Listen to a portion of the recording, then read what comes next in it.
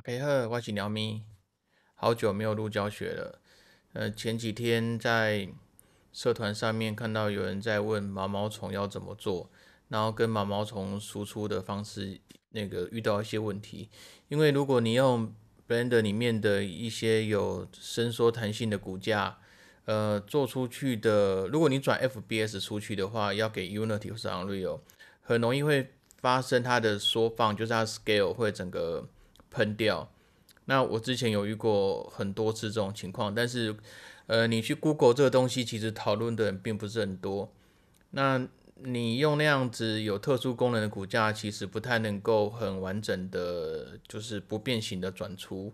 所以如果是毛毛虫的话，我会建议重新做一个很简单的骨架。那这边我就是示范怎么做。那在之前社团我有录过一个很简单的教学，但录完之后我觉得并不是很完整，所以我就又在家里面重新录了一次。那你如果很喜欢这个东西，或是你很想要搞懂它到底是怎么做的，就可以看一下这个影片啊。那记得哈，你做完骨架这边要勾吼，它才会永远显示在前面，它就是不会被挡住啦。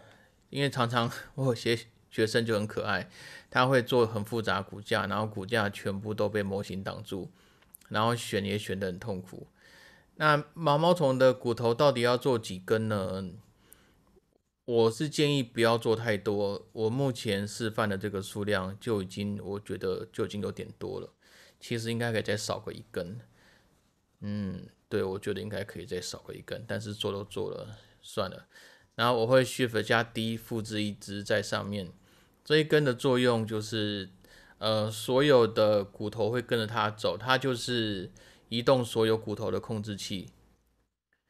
那其实现在所有大家都是平等的，没有那个层级的问题，我们都在同一层，所以没有谁要跟着谁走。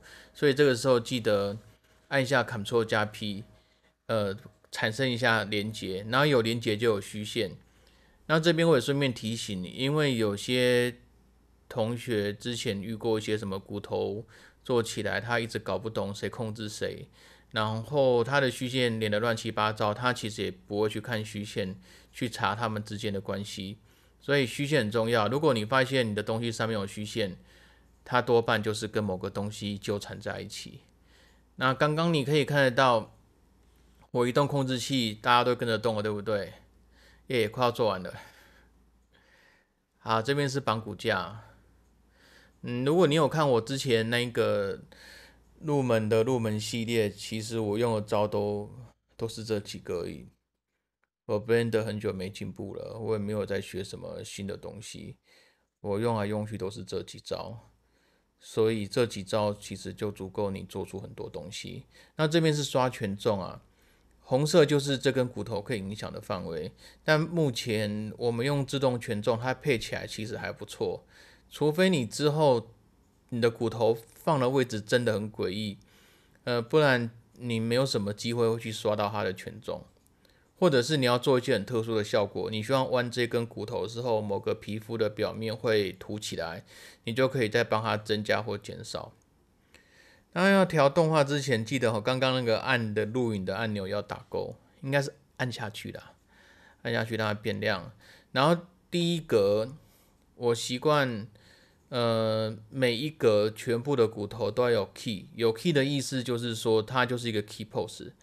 我一开始调这种动画，我不太会让某几格怎么说呢？比如说第五格只有几根骨头有 key，我会把它当做是一个 pose，这个 pose 就是所有东西都一定要留下记录，所以我在移动这个 key 的时候，就是整个 pose 一起移动。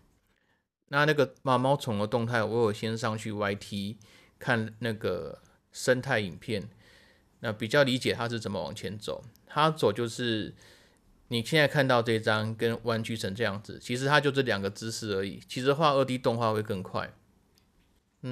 很多人在这个时候会很紧张，因为他不太习惯说啊，这骨头没有粘在一起，它好像不是一个看起来很厉害的控制器，所以它任何一个地方都可以移动，反而让初学者有时候会很没安全感。可是你可以把它当做是一个偶动画或者是一个实验动画来看，就是这个家伙任何地方都可以操控，你要把它推到哪边都可以。这个时候你就应该是没有任何限制才对，对不对？会做动画的人，他发现如果任何部位他都可以快乐的移动它，他会很开心。可是如果你对动画没有概念的人，你就会认为说，这样的骨架好像跟我想象中的不同，那它真的可以做动画吗？其实你只要能够移动就可以做动画。我就算没有用刚刚讲的说法绑在一起，只要有办法让它动，我都可以让它变成我想要的样子。那刚刚出现的权重的画面，是因为我想要试着涂它，看会不会更圆滑，然后是我随便乱涂，发现其实没有什么变，我就放弃了。好，总之，有2个姿势的，然后到第20格，它应该是要整只往前推，所以我画一条线，我把第20格整组往前推，然后记住哦，不要移动上面的控制器，你就是移动下面一整排，这样子你才会有一种它的后脚，它真的有后脚吗？就是它的后脚顶住原来的地方，然后身体会往前推，然后我中间多复制的这一格的目的是因为我想要让它缩上去的时候，大概有7、8格的时间不要乱动，因为从缩上去的那一瞬间，它其实是没有动的。那如果它身体弯曲，就马上跑下一个动作，看起来那个节奏感就不太对。所以大概到8格到15之间，我就是让它静止不动。他到下一个姿势之前，我有稍微让他的头好像会翘起来一下，对，好像他会去啪这样子去吸地上。这个动作有点细微啦，但是我觉得如果有做他身为虫的这种状态，就是这个蠕动、这个律动应该会更好。那这边我会来来回回敲几次，它到底要多一个比较好看，还是少一个比较好看？我个人会纠结很久，所以你会看到我在这个时候会一直不断的移动这些 key pose。好，如果我觉得这看起来好像可以了，那我就会让它的动作开始循环。啊，我还在微调哈。哎呦，不要微调了啦，做的差不多就好了啦，不要太认真。我那个时候应该是忍不住，还是想要再微调一下。其实如果以不太做动画的人来说，你可能会觉得我干嘛一直在来来回回调一个看起来很像的东西？我看你调完之后，好像跟之前也没差多少。我很常做这种事情，就是自己在调，只有自己知道是。那调完是好还是不好，我有时候我也说不出来。哦，我们现在进到循环的环节喽。你如果不确定这条曲线到底是控制哪里，你直接点那个点按 G 移动它，你就会知道。那我现在很确定，OK，我刚刚移动一下它，它就是往前推的那一下。但是如果我给它下了循环的功能，没有增加位移，它其实是原地一直在做同一件事情。可是如果我选了这个位移的话，它会一直不断的累加。你去看那个曲线就知道，它就是一直不断的延伸，然后就一直往前走了，很酷吧？这个东西可以适用在你做2只脚走路，或是几只脚走路都可以。你做成功一个之后，剩下就好办了。你只要复制刚刚你做这个功能，一直不断的做复制贴上。对，我一直在做贴上，贴上的左边那个就是复制。对，因为我刚刚人在聊天，我一下子也忘记我什么时候按的那个复制。那就一直复制贴上，然后因为它的骨头并不是很多，你只要你可以一节一节做。我因为我比较小心呐，我会先做1、2次，确定没问题之后，再做下一根。然后我会在它的曲线编辑器认真去找，有哪些地方有稍微被动过，有一点曲线的起伏，就代表我曾经有对它做动态。这个时候就是一直贴上，因为这个指令很单纯。它就只是一个循环而已，就是会有一直不断的累积位置移动的循环，就是那个数值会一直堆叠上去。如果是旋转的话，它也会一直转下去。这边就没有什么特别好讲的，它就是重复在做这件事情，但是也不会很繁琐，它才6、7根骨头而已，你一下就做完了。而且我很期待做完之后开始播动画，这只虫就一直往前跑了。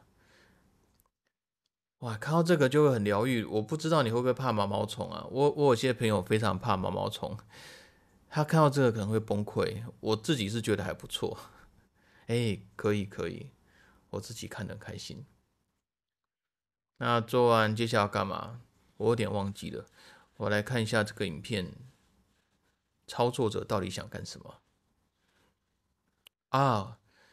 进到编辑模式的时候，它还有留着当时我在做环状切割，就是我按 Ctrl 加 R 再加滑鼠滚轮的那个环状切割的线还留着，那我就接着用了，我就是按 S 做缩放，然后但是缩放要选各自的轴心，就是上面那2个圆圈圈有各自的点，然后我再点了它的右边磁铁的右边隔壁那一个变蓝色的图案没有，它可以把你做缩放的影响扩张出去，那是靠滑鼠滚轮，或是用那个你的键盘的上下键、上下页的那个按键也可以做。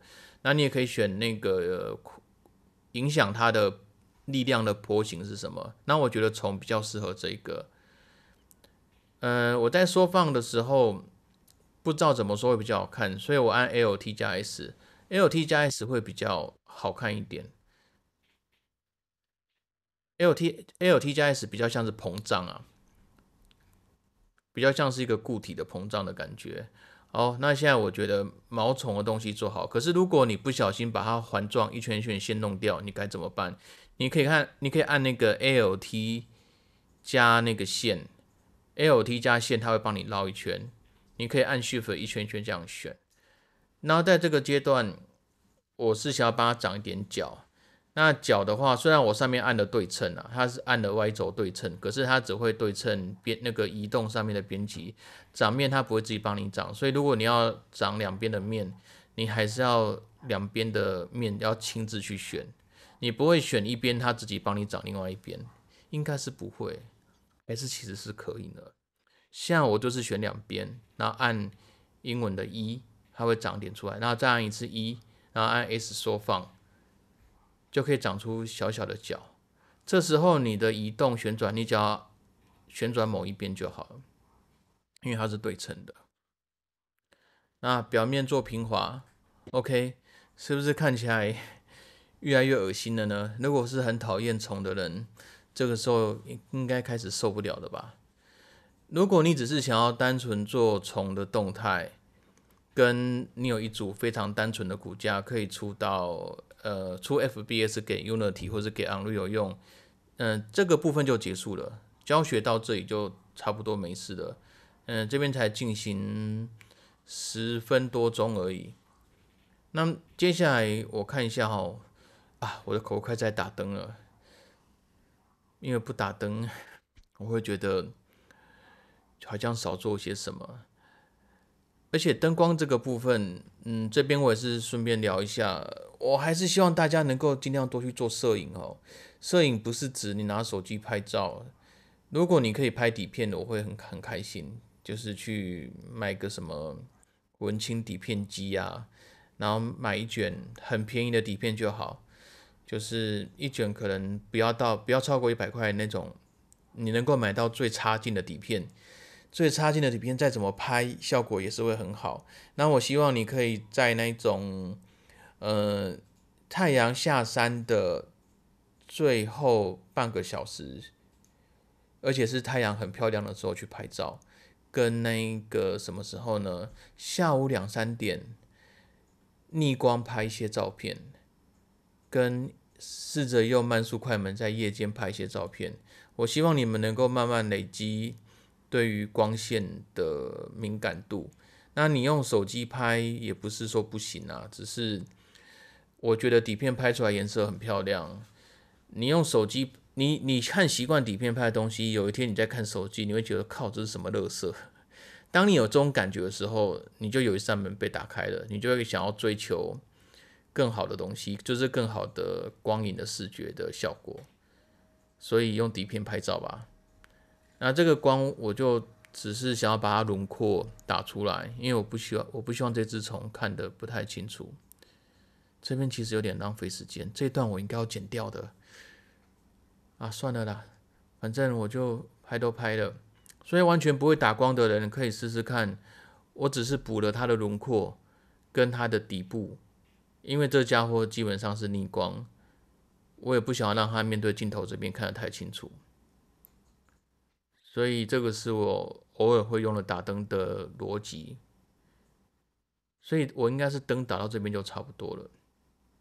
但是如果你不打灯，你想要看材质的话，这边都有一些现成材质可以套，看起来是不是油油亮亮的，很恶心呢？如果讨厌虫子的你，真的是不好意思哈。它待会上的材质可能还会再更恶心一点。应该我要开始做材质的吧？都到这个时候啊，没有，我做了复制。我跟各位讲怎么复制哈。如果你做这样一组动画，你要选身体，也选骨头，就是按 Shift 加选，然后按 Shift 加 D， 它会复制。复制完之后呢，你去点它的骨头，就是新的那一组骨头，你可以从右上角这边的类似像答案总管的列表去选新的那一组骨头，你直接移动骨头就可以把它整组拖走了，因为身体是跟着骨头走的。然后这边我是在核对说，他们是不是有各自的那个动态的档案？因为现在有3组骨架，我希望他们3组的档案是分开的，所以我在看它的 action 的数字是不是不一样。然后我刚看觉得，这3组应该是不同的。那这是什么意思呢？就是说他们3组的动态并没有共用，没有共用的好处是我可以任意去调其中一组的速度。比如说像我现在进到这一组，我全选它的骨头，然后我在这边也是按 A 全选它的 key， 然后缩放，按 S 缩放，它就会慢一点。那现在感觉得到，我应该是在做3组的骨架，我想要错开它们的时间轴，错开之后，它们就会动的不一样了。然后而且3只，如果你只是单纯的错开时间轴，这样子其实不够好。你应该时间错开之外，快慢也要错开。所以现在有一只比较慢，比较慢我觉得不行。这种虫其实动起来是很快的，所以我又复制了一组，然后我选那个骨头，把那一组拖走。OK，这个时候我应该是试着要去把它的 key 变少，应该不是变少，变得更紧。好，一样 IS 缩放。那这边我来来回回做好几次，是因为我不想要缩放太过头，导致我某一些 key 不见，因为它已经没差几格了。如果再缩下去，可能会有3格变成2格，就有其中某个 pose 消失。我还是希望我当时调几格，那几个都在。OK， 那现在上面那一只就看起来跑得非常快。那因为我们的位移是做循环位移，所以跑很快，它就真的会跑很快，就是它的移动会真的往某个方向移动的非常快，很有趣。哇，那只好认真哦！我也好希望我的学生的专题制作可以跟跑得最快那一只一样认真。应该是有几位这么认真啊，应该是有。我常常骂我学生白痴，但我知道其实是有几位很认真在做。但我还是希望大部分的人都可以把作品做好，这是我一厢情愿的想法。这个世界，如果我现在才是大学生，我搞不好也不会认真做毕业制作，我可能会干嘛呢？我应该是不会玩手游啦，应该是不会。反正我现在如果是大学生，我也很难保证我会专心把学校事情做好。好，我要调材质的哦。我看一下，我应该要做材质，应该是。而且我刚操作者突然恍神了一下，我觉得他当时也可能不确定这要干嘛啊。对，我在想说，如果我要让每一只毛虫的颜色都不一样，然后我把这个节点接在它的那个3S，就是它的次表面散射，因为那样子才有软嫩的感觉，所以我把颜色的变化接在那边。然后接下来我让这个节点去接物件的乱数，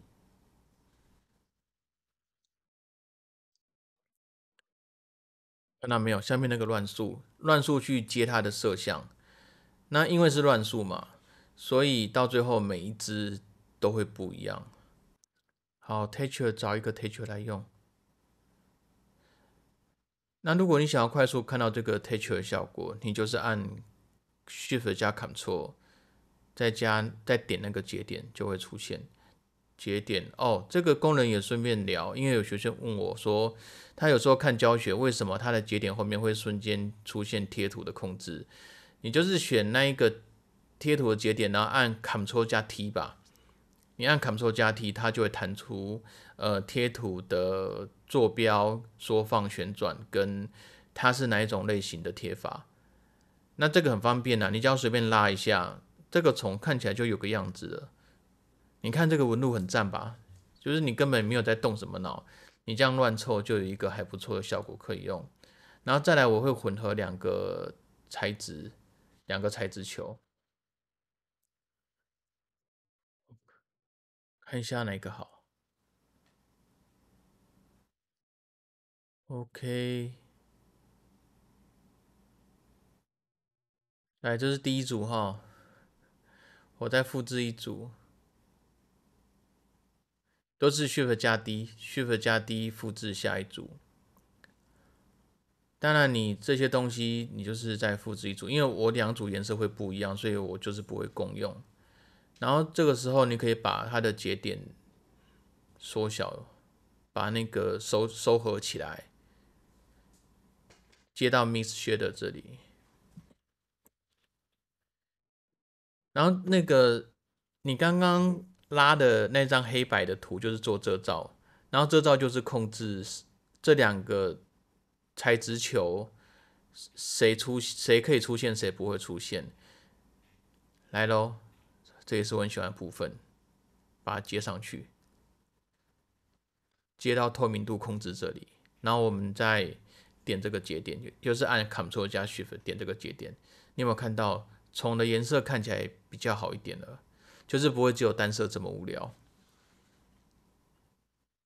哇，很棒吧？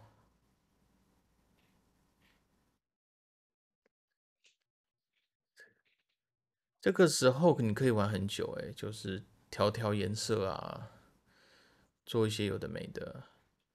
然后你也可以设定其中一颗材质球很会反光，有一颗材质球几乎不会反光。因为如果你要让东西看起来有点层次，或者是比较有趣的话，多半都是一个材质球会反光，一个材质球不会反光，然后一个材质球很透，那一个材质球不会，就是要做出对比。不管是颜色或是质感，你可以试试看。就算是相同颜色，它对光线的反应是完全相反的，也可以让它有点层次。如果讨厌虫子的人看到这边会觉得很痛苦吧？对啊，这是虫子的教学，很有趣吧？所以你今天看了这个建模没什么学到，建模就几个小技巧而已。你可以知道怎么去套它的动作资料库，可以让某一些虫子速度变快跟变慢，而且它去指定另外一个家伙的资料库，它就变成它的动作了。那材质的教法其实跟我之前的教学都差不多，我都用同一招啦，我没有什么新的把戏。那希望你们可以很快学会虫子的动态。那我们今天就教到这边啦，拜拜啦，拜拜。